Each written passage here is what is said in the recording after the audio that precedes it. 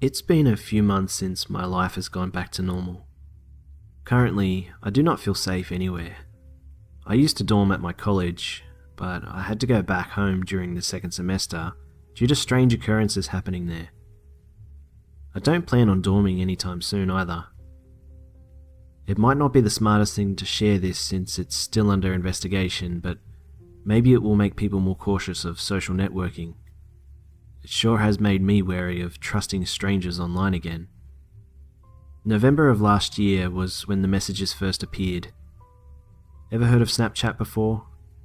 For those of you who don't know what Snapchat is, it's an application that lets you send picture messages to your friends, but they only last for a couple of seconds.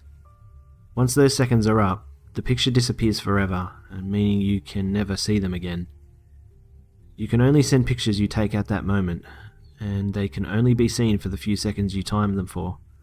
You can also draw and write texts on your pictures. You can even send videos.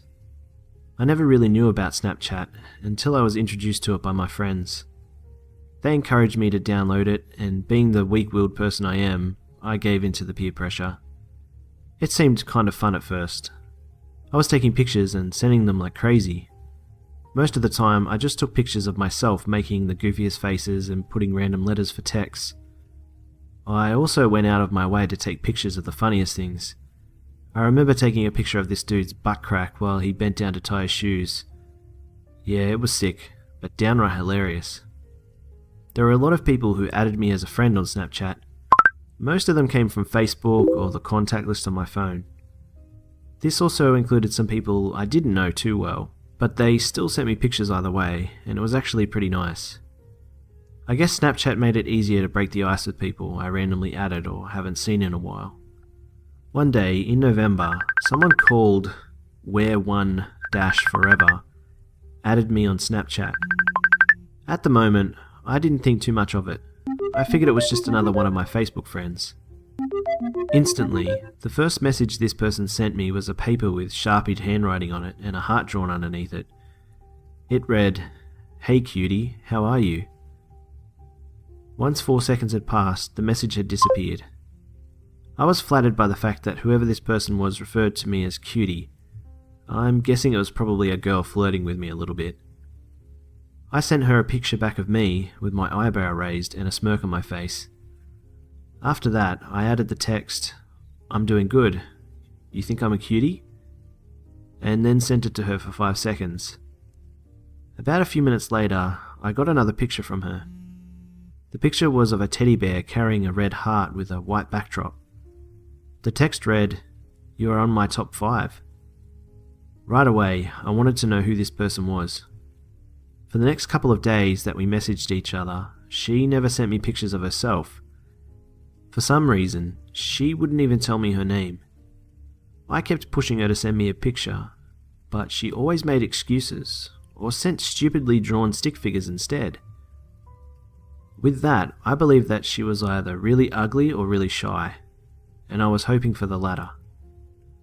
I decided to let it go, thinking that she mustn't really be into me that much if she's that secretive with revealing her face and even her name. One day, while I was in the library, I checked Snapchat real quick while I was taking a break from typing a paper for one of my courses. Sure enough, there was a message from Where1-Forever.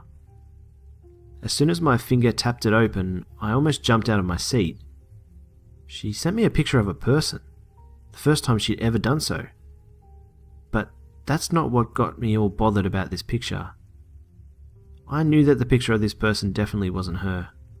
In fact, it was a guy sitting on a couch.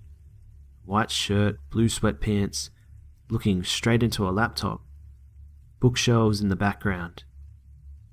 The text read, "I see you." I looked behind and around me. There was no one who seemed suspicious, just a bunch of college students in their own little worlds. Still, I didn't want to read too much into it. After all, why psych myself out from something that seemed like harmless flirting? I sent her a picture of me with this confused look on my face and typed out, "I don't see you. Why didn't you say hi?" The next picture she sent was a poster of my college mascot with the text, "I was so nervous. You're just too cute." From how I saw it, it just seemed like I had a secret admirer who possibly went to the same college. I sent her a message asking, "So you go to my college, do you?" She never answered my question, even though she opened my message. Things just got weirder after that small incident. A couple of times she sent pictures of me walking into lecture halls, eating in the cafe, making lines for food, and even talking to my friends. I don't remember all the texts, but there were some that stood out to me, like, "I see you everywhere. It's so funny how close I am to you," and "One day you'll know who I am." I started to think that maybe my friends were playing a joke on me. I asked my best friend Andrew one day if he was the one sending me all those weird Snapchats. He told me he had no idea what I was talking about, and I explained to him the whole thing. That this person called Wear One Forever had been sending Snapchats of me. Andrew said that was pretty creepy, and that I must have had some obsessive stalker who obviously had no life. I was secretly hoping he was the one behind all of it, but I knew he was telling the truth. Wear One Forever doesn't have the same handwriting Andrew has. And besides, the dude couldn't lie his way out of a paper bag. After talking to Andrew, I asked all my other friends about it, but they also told me the same answer. Either it really wasn't them, or they were playing an elaborate mindfuck on me. One of them had to come clean, but no one ever did. And the Snapchats were getting a little too eerie. My secret admirer started sending pictures of only me, and nothing else. She rarely added texts on them anymore. It was like she was playing Where's Waldo with me, and oddly enough, I was Waldo. It became a mission to send a picture of me at least once a day. I began to pay more attention to my surroundings, but the only people I see every day were my friends. I never saw the same face everywhere I went. I figured my friends had to be the ones messing with me. Eventually, I stopped sending messages to Wear One Forever, thinking it was best to ignore and pretend like it didn't bother me. I didn't mention the messages anymore, and I even stopped opening them. They just kept piling on whenever I went on Snapchat. The fall semester was almost over at that time. December came, followed by colder days and nights loaded with college assignments. Even though all of this sounded intimidating, I was a little relieved, to be honest.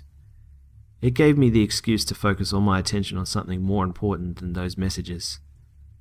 And yet, whenever I looked at my phone for the time or a new text message, I always saw a notification from Snapchat. Wear One Forever sent you a message. After a week of ignoring them, I finally let curiosity get the best of me. Once I started opening one, I saw a picture of me. But when I blinked, it was already gone. I opened another message, me again, but it disappeared as fast as the last one. As I opened these messages one by one, I could feel my heart sink deeper and deeper with each message. They were all pictures of me all over campus. I couldn't even fathom as to how this person was able to follow me from one place to another. She even took pictures of me during lectures and when I came out of bathrooms. That day, I decided to stay in my dorm room since I was starting to become paranoid. My roommate, John, wasn't there for most of the time. Some of my friends were texting me to join them for lunch, but I was in no mood to come out and to show myself to my secret admirer. She seemed to know where I was every single time. To avoid my chances of being another Snapchat message, I only came out that day to buy myself a sandwich. When I looked at my phone a few times, I was pleasantly surprised at the lack of Snapchat notifications from her. I was able to breathe normally again, even though part of me was worried about going out. After all, I couldn't just stay trapped in my dorm room forever. I had classes to be in, friends to hang out with, and parties I wanted to go to before the semester ended. That night, I couldn't really sleep. I actually felt more alive that moment than I did the whole day. It was impossible for me to go to sleep when I had a million thoughts racing through my mind. Unsurprisingly, all those thoughts were related to those damn Snapchat messages. Finally, I fell asleep for what felt like hours looking at the darkness. The next morning, I woke up tired and not in the greatest of moods. I checked my phone to see the time. It was 12 in the afternoon. Out of habit, I also checked Snapchat for any new messages I could have received. The more recent messages were from Wear One Forever. Her messages took up all of my Snapchat. It had to be almost 50 she sent to me. Seeing her username alone made my body tremble with morbid curiosity. Before I opened the messages, I noticed something was off about them right away. She sent me videos in the more recent Snapchats, which is something that never happened before. Also, the time she sent me those messages was about 6 hours ago. It made me extremely hesitant to open any of them, but something inside me was demanding me to do it. She had to be taking pictures of something else that night. I was in bed that whole time. However, once I opened her first message, I could not believe my own eyes, and even thought that for a second I was going insane. I wanted to scream. Immediately, I regretted my decision of ever opening that message. Just thinking about it gives me chills. At first, I couldn't make out what the picture was. It seemed dark, but she must have enabled the flash option because there was a bright light illuminating the subject of the picture. Even though the picture was only for a second, I was able to make out what it was in the second and third picture, and by the 20th picture, my eyes confirmed it was someone lying on a bed. It made my heart beat unnervingly faster. Those were the most horrifying seconds of my life. As I kept opening these messages, they were the same pictures of someone sleeping. The more recent messages became closer and closer. The closer they were, the more they confirmed my fears about the person in the picture. And the videos. Oh shit. The fucking videos. There may have only been 5 videos, but they showed uncomfortable close-ups of that person's face in the glowing flashlight. And then there was that typical noisy silence audio in the background, and my own sleeping face. It broke me down, as I immediately dialed my college's police department.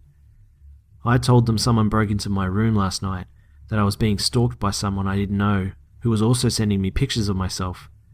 I tried to explain as much as I could, but they couldn't even understand what I was saying because I sounded like a complete mess.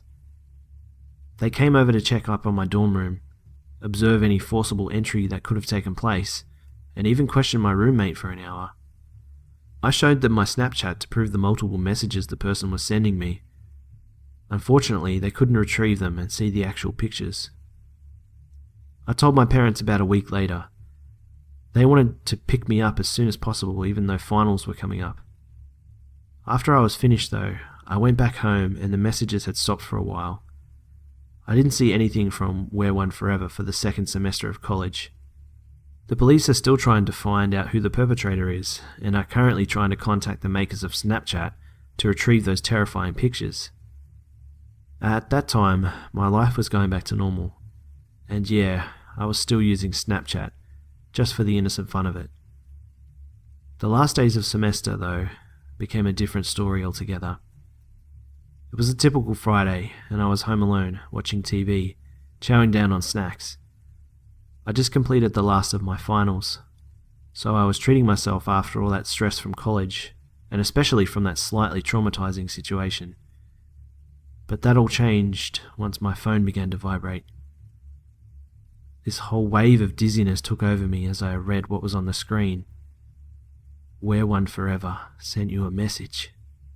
I was conflicted with what to do at that moment, and maybe I shouldn't have opened the message. Maybe I should have deleted Snapchat from my phone and saved myself the trouble, because when I did open that message, I was clearly met with the image of my house in broad daylight. Not just my whole house, but specifically the view of the kitchen window. The picture only lasted for 5 seconds, and it was kinda hard to see due to its grainy quality. Yet it was noticeable enough to detect my own self sitting by the table, eating my cereal in the morning, looking outside the window at what I remembered to be particularly nothing at all. Update. I've noticed lots of you have questions regarding creating screenshots saving the Snapchats. I couldn't screenshot them before because I don't have that immediate press 2 buttons option. On my screen, I have to tap a little white circle that opens up certain functions. However, it's really hard for me to do that and to keep the Snapchat open at the same time since you have to keep pressing it. Back then, I also wasn't aware of apps that can save Snapchats. When I finally was able to download SnapSave, I was too late, and Wear One Forever wasn't sending me Snapchats anymore. Update 2. Some of you requested proof for those dreadful pictures.